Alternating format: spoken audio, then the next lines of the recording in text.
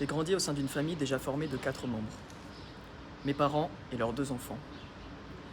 J'ai grandi au sein d'une famille qui ne me voulait pas, non désirée. Je l'ai appris de la bouche de ma sœur.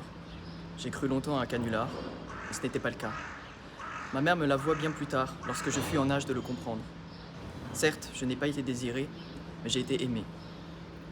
J'ai grandi dans un appartement, en banlieue parisienne, 2e étage, 5 pièces. Nous y sommes restés peu de temps.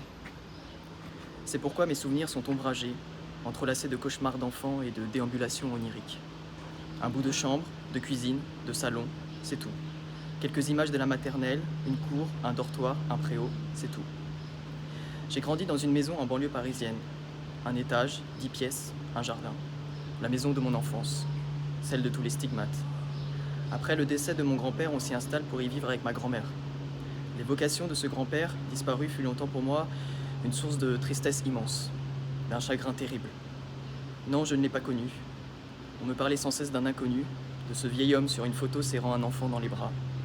Cet enfant est joufflu, cheveux bouclés, regard curieux. Le vieil homme est cerné, sans cheveux, regard épuisé. Lui et moi. Nos corps se sont croisés, nos esprits jamais. Alors des pleurs, toujours des pleurs, naissance d'une sensibilité extrême. Ainsi le couperet tombe, l'étiquette est apposée. Je serai l'hypersensible, le pleureur, je m'y tiendrai.